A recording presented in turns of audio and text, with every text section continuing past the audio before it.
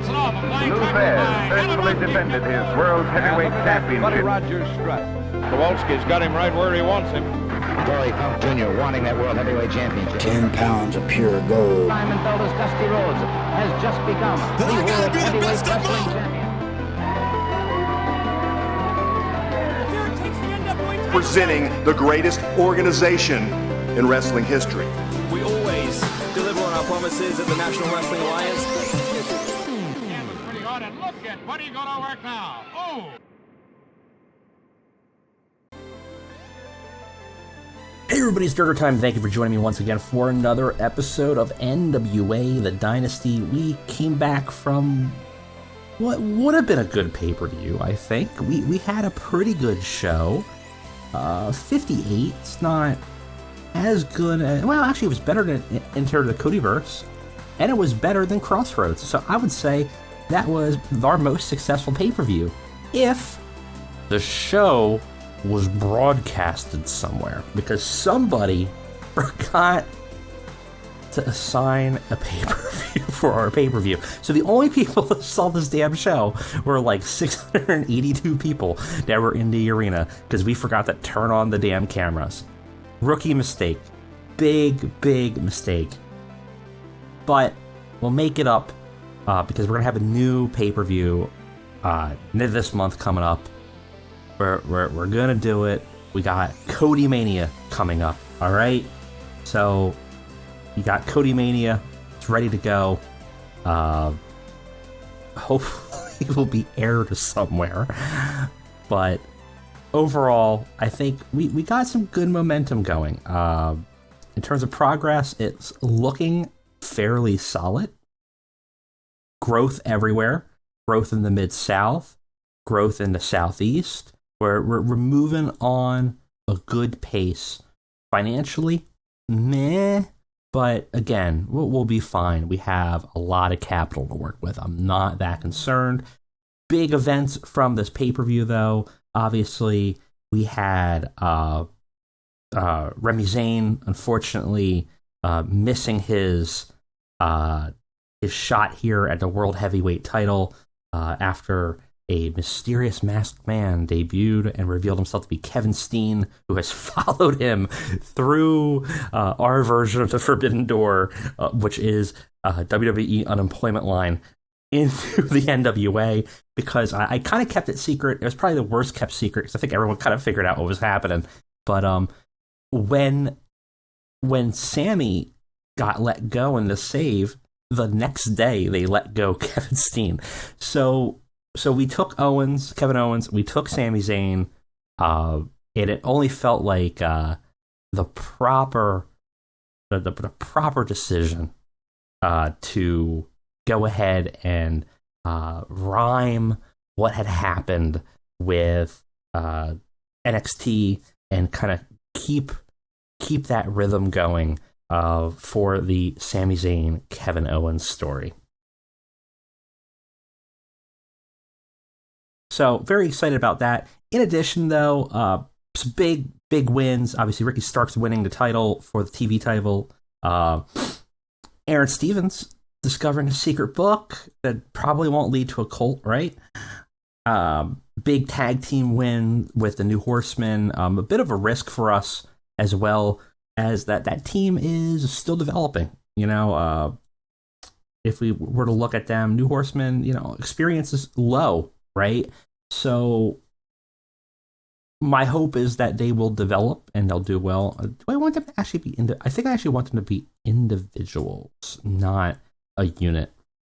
Because our goal ultimately is actually to build Brock up more than anything else. Gives Pillman something to do, but also it builds up Brock, which is really our goal here. And that's sort of the focus of that going forward, is to kind of continue to build up their momentum. And I'm curious to see how that's doing. Pillman's relatively popular already. So if we were to look at this and track the progress of him, I would expect that generally he's moving up. He had a big dip down actually in April. So he started at 32, went up, lost a lot of popularity, and then moved up the ladder again. So that's sort of doing that goal for him. Brock Anderson, similarly, actually looking pretty okay already. Started with zip, like 10s and 12s. Obviously, we gave him a big push early on, if you recall. I think he had a match against Cody, or was it Ace Austin? I think it was against Ace Austin, right? Where he went over Ace Austin. So we kind of built him up, but we're moving in a pretty good pedigree here, and a couple good high quality title defenses, I think, are really going to do well to build him up and build Pillman back up as well. So that is sort of the progress there and the plan. While we're looking at this, I'm just curious about Tim Storm Jr. Actually not looking horrible either. Starting off with zip and now becoming kind of relatively well-known, scattered throughout places here. His skill set still needing development. Has a good gimmick, though. No longer managed by QT, so we are going to go ahead and bounce that out.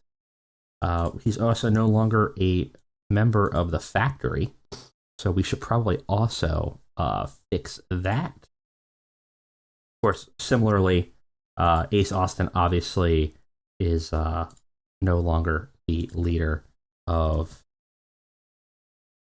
the Smoking Aces. How long the Smoking Aces will exist in this form, I don't know. Certainly Sleaze and Breeze as a tag team will continue. Jericho 120 probably could just go at this point. Clone's still here. Dynasty's still here. Factory is probably, I might as well just delete. Well, you know what I'll do? I think we had let Nick Camarado go at some point. And they're a little soft in terms of members. They're just like down to 2 guys. So Factory, we might be able to rebuild up at some point if we want to. We also got rid of the Nightmare Factory. So at this point, QT is really just transitioning into a road agent role, right? So we might even just get rid of it. In fact, why don't we just do that now? I don't think we're going to have any plans for the Factory going forward. We'll go ahead and we'll make them inactive. And we can always bring them back in some capacity if we want to, but without the actual Nightmare Factory being run as a training ground, which we just didn't have the finances for, I don't think there's a good reason to have them here at this point as a actual stable. Sort of the point of it was to build up Tim Storm, give him a heel turn. Obviously, he's broken away from them at this point and moving on to other things. So that is totally fine. With that all said, we have a show to run. Let's go ahead and get over to the next episode of Worldwide. Okay. We have a backstage incident. Something involving QT and Brock Anderson. I'm going to assume some protege work, which is good. Passing on tips on microphone work. Very good. And something between Robert Gibson and Jordan Oliver. Passing on tips using psychology. So all very good. Locker room controls. We do have some negatives, so we might as well go ahead and meddle. Or actually, let's open a form. We have enough that we could open form. This does give us a little bit of a hit, but it kind of smooths over some things. Let them kind of rant a little bit.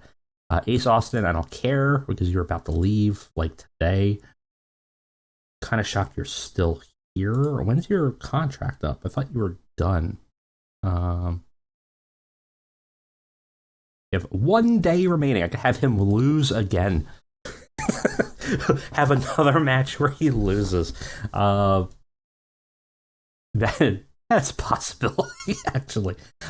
Interestingly enough, too, as we talk about money, oh no, never mind. I got too excited. I thought that was profit from this month, but that was just from our sale of the Nightmare Factory. So we're looking still at probably another loss, especially without having any pay-per-view revenue. So, financials not in the best situation. Of course, we're going to be in the GPD, the studios here, continuing to run within the studio setting. Absent workers, just our ref who's out on paternity leave. All right. Well, guys, catch you guys on the flip for another episode.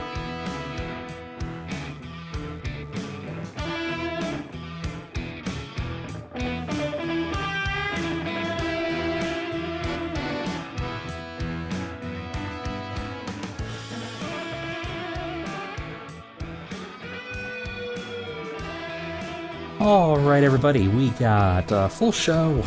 Did not do any pre-shows this week. Just trying to move through these segments and maybe try to limit our costs a little bit until we get to the new year, new month, and see what we're looking at. So with that said, let's go ahead and see what our episode of Worldwide has in store for us. Starting the show off in a really fantastic three-way promo segment, we have Cody, Kevin, Steen, and Remy. Zane. Start the show, Cody comes out smiling very smugly, the crowd booing. He does the old, hey, what you guys want to talk about? Oh, I know, our newest signing.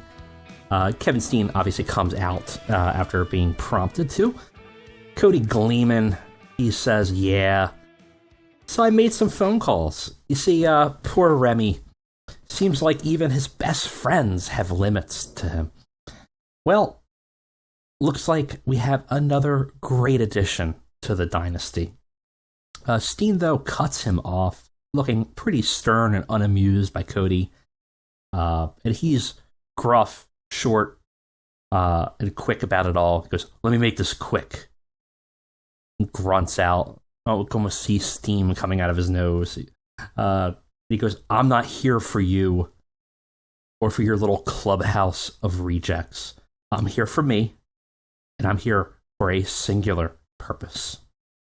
And before the two could even exchange much more, Remy comes out to confront them. There's some back and forth, but ultimately Cody issues a challenge. Him and Steen versus Remy and whatever friends he has left. So we have a main event between the three of them, plus whoever Remy can kind of find in the roster to help him. This starts really good. We start a new storyline called Running with the Bulls. Overall, everything was pretty solid and actually got the show off to a strong start with the crowd hotter. What doesn't get the crowd hotter, though actually this is much better than I thought it was going to be, is a very, very quick match between Kimberly and a local enhancement talent. She defeats the enhancement talent in 6 minutes after stoppage. The enhancement talent Kelly Morga could not continue. This actually got the crowd hotter. So despite it not being a very well ranked segment, the crowd seemed to like it. So that's kind of interesting. Afterwards, we just have a very brief segment where Kimberly is attacking Kelly after the stoppage. Obviously, Kimberly's got some anger issues, and she kind of calls out Delilah Doom, saying that she's next.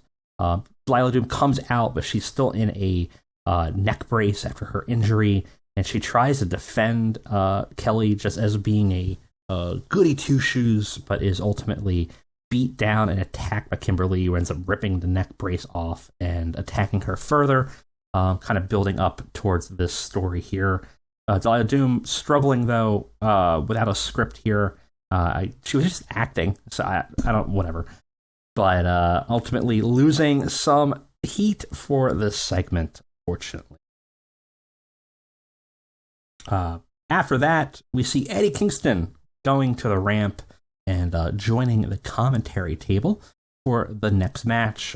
So he kind of gets a pop just for, coming out. And he's going to be watching the next match, which is our new buddy, Hard Rock, Juice Robinson, and Mance Warner. And, of course, Juice kind of humiliated Eddie, so he's kind of watching this match, probably looking for maybe an opportunity for a rematch or a little bit of justice. He had his tights pulled. Eddie's been in a bad spot in the NWA for a while and feeling pretty run down. So having Juice come in and disrespect him that way certainly is probably not helping him mentally. And Juice here, though, shows he's a legitimate competitor. He defeats Mance Warner in 14 minutes. He gives him a Pulp Friction, gets a 49. Mance actually the better performer in this match at a 54. And we gain heat for the storyline with Juice Robinson between a rock hard place. And ultimately, it's a 56. It's not too bad. After that, we have another very quick match that is entirely Jacob Fatu. Fatu coming back after a less than stellar run in the tournament is looking for vengeance. He has won the first title shot for the television championship, but is not yet. So he is looking to run through some opponents first and decides to take his target on Carrie Morton. And this match is incredibly short. He, in 5 minutes and 40 seconds, gets Carrie Morton in a submission and makes him tap, holding the tap after the bell rings and the match is considered over. This gets a 56. Jacob Fatu looking good, got the crowd buzzing. Morton a 26 here, like I said, entirely Fatu in this segment. And yeah, so not much to say about it other than obviously Fatu trying to build him up to look dominant as he goes into his into the television championship challenge. Afterwards, we just have an aftermath match report. Fatu obviously decimating Carrie Morton. He kind of beats him up a little bit more, throws him aside, and gets up to the camera, kind of grabs the camera real close, and he just says, "Ricky's next." And his on microphone work here, not the best, but overall, still pretty good. We got Ramona Riott versus Marty Bell, and I think we had this poorly paced, or I set the wrong thing. I don't think this should have been. I think I clicked the wrong things. Whatever this is, what is this set as? Doesn't say, but it should not have been there it is. Wild Brawl should not have been hit. It should have been a calm the crowd match, but apparently I said it wrong. Ramona Riott beats up Marty Bell here in a very quick match. It's about 10 minutes. Gives her Destination Unknown. Ramona has a 53. Marty Bell only has a 24. We are burning out the crowd, which is bad. We do have some storytelling matches coming up, so maybe they can catch their breath. But we give Ramona a pretty dominant win here, ultimately getting a 42 for this segment. Afterwards, we have her grabbing a microphone and saying that she's sick of being on the sidelines in the NWA. She used to be a champion. She wants that shot again. She wants a title shot against Allison Kay. Allison Kay comes out, who has been looking incredibly dominant as women's champion, and dismisses her, says, "You have to earn your shots with me if you're and that you're ultimately not ready and not worthy of it. If you really want a shot next week, you can do a beat the clock match with me. 5 minutes. If you can beat me, then you have your shot." So, these 5-minute matches are incredibly short, incredibly favors Allison Kay. It's almost a very dismissive way to run her championships, but that's how she's running it. And basically saying, Ramona, if you want the shot, you gotta beat me. You gotta prove it in some capacity. This is actually pretty okay. We start a new storyline, which is Time to Riot, and so it's actually not too bad. Backstage, we catch up with Eddie Kingston, who had some tough words about Juice Robinson during the commentary. He's getting interviewed more about this, but before he can really talk much about it, he's attacked by Juice Robinson. Juice seems to have made a target on Eddie. Not sure why.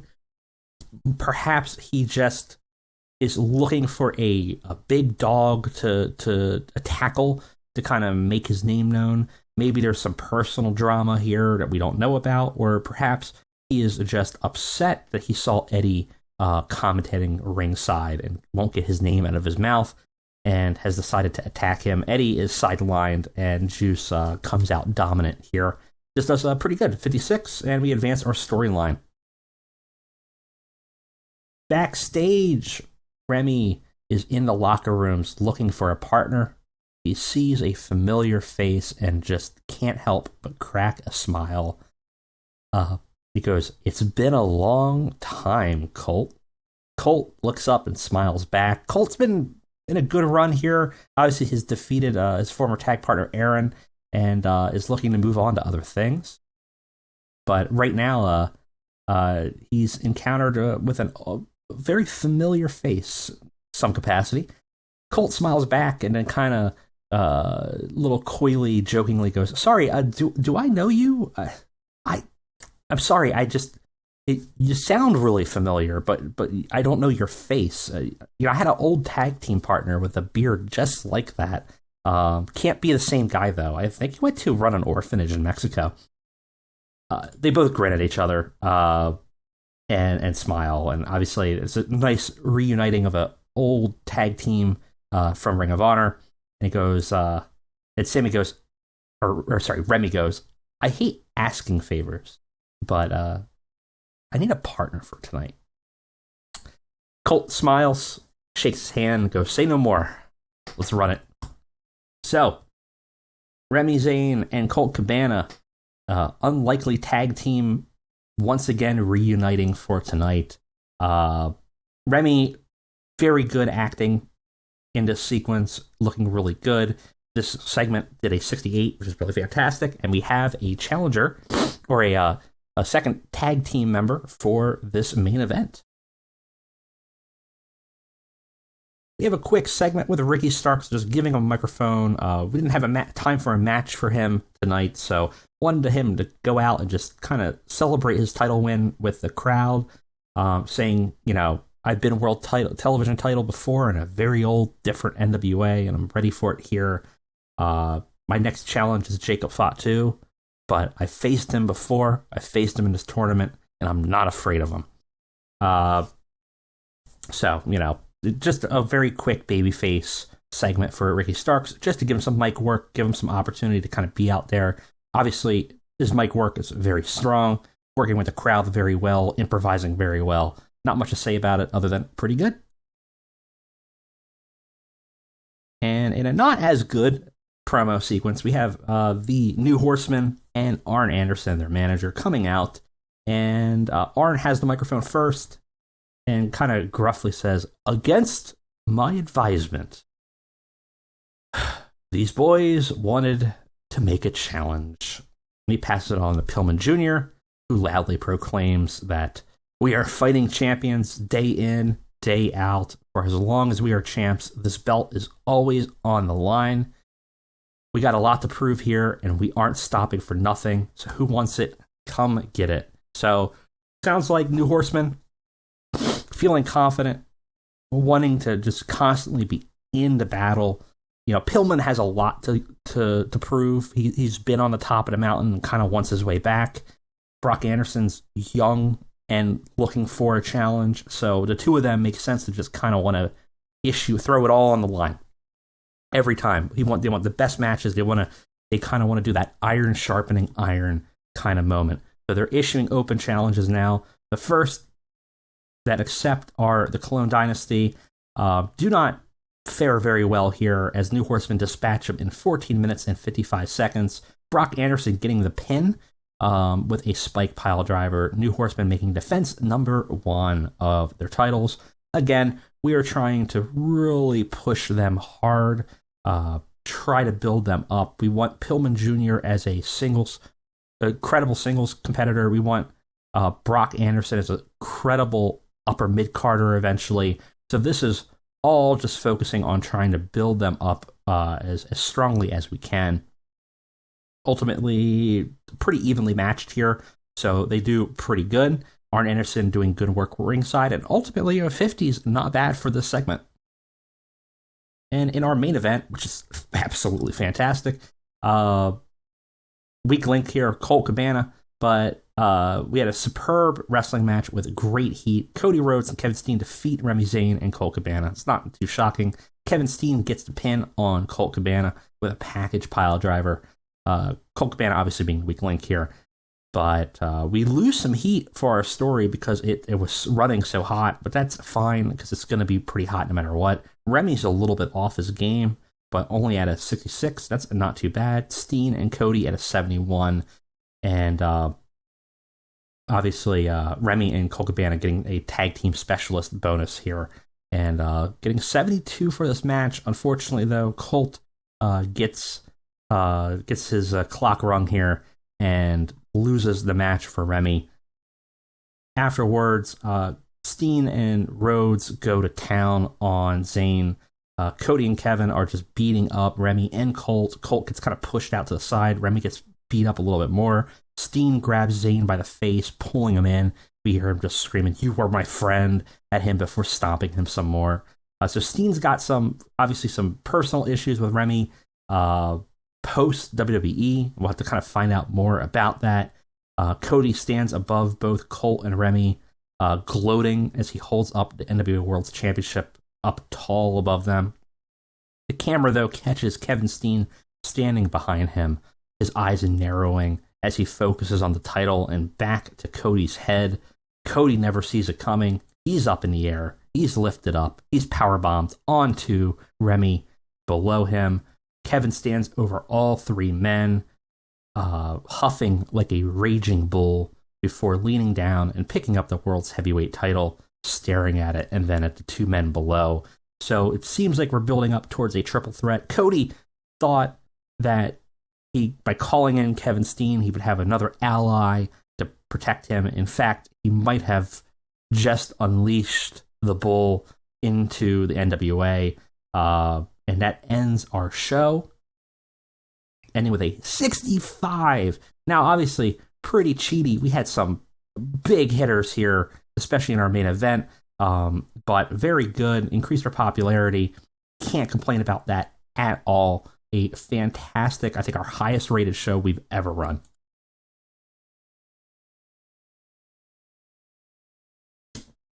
Okay, let's see what we got here. A lot of retirements going on everywhere. Not that shocking. Adam Page was apparently up for grabs, but not anymore, unfortunately. Missed that opportunity. Not pretty sure we would not have gotten him anyways. Brock Lesnar also was up for grabs, but again, very unlikely getting him. Looks like Tony Schiavone is retiring, so that's something.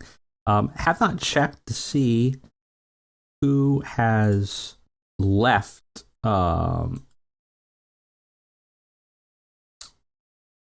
Left any of these bigger companies.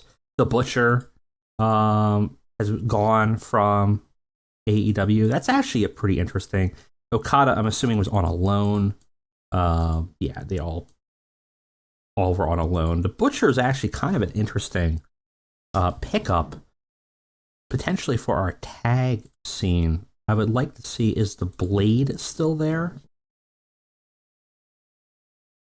Because quite frankly, we could use one or two more tag wrestles, especially because we're going to be very soon going into the Crockett Cup.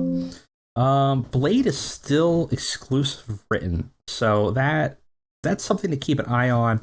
I don't know if I would want the Butcher as just a singles wrestler, though. Looking at some other companies, always good to look at these ones that are exclusive, because they're the ones that are the hardest to get. So I don't tend to look at some of these. If you're asking, like, why are you only looking at WWE? It's not that I'm necessarily just looking at WWE and AEW. It's just that most other companies don't have exclusive contracts. So, like, for example, wow, there's some big names that all left in the middle of May here. Sasha's gone. We see just craziness of people leaving. But wanted to get Nakamura, have your opportunity here. AJ Styles. Why would they get rid of AJ Styles? What is going on in this save over in WWE? They're just giving away all of their biggest names. It's so bizarre. So you got people here, that are pretty big names that be huge gets, but I think just right now the cost would be way too high. Definitely people we could keep our eye on, but things are going nutty over there. If we were to look at like Impact, the thing about Impact though, again, is that I can get most of these guys regardless. So loan period there, loan period, PCO leaving, Matt Taven leaving, Morrissey leaving. So, there's some potentials to get there, but like most of the Impact roster, I could just hire at any point and not have an issue, except for actually, I could actually probably bring East Austin back in.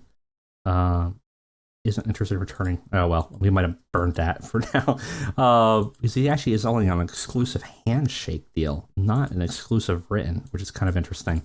But most of their contracts are written or just handshakes and not exclusives.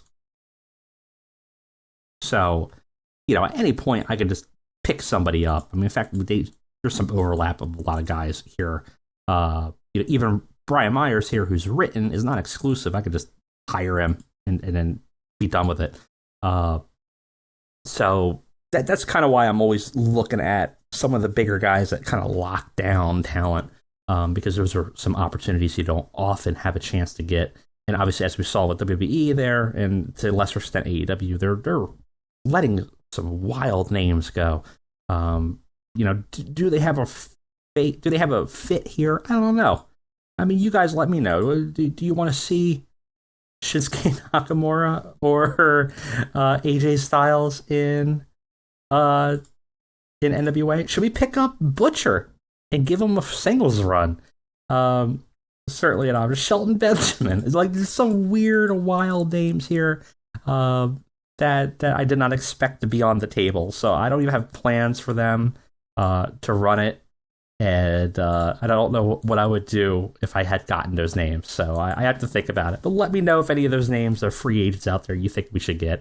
We're always going to be looking at potentially grooming out some of the roster. But despite having a relatively large roster at 60, I actually think there's still room for some extra talent. And there's room for people to come and go. Obviously there's some names that we can just toss out or just don't even have to put them on shows regularly.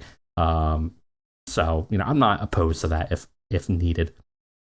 But that is it. We had a really fantastic show, and I think our best show that we had on here, I'd have to say. I don't think there was a better one. 65. We had gotten 63, some pretty close at some points, but definitely one of the best shows that we have run. So a fantastic start of going into the next month in the save. Anyways, that is it for me, guys. Thank you for watching. I'll see you next time.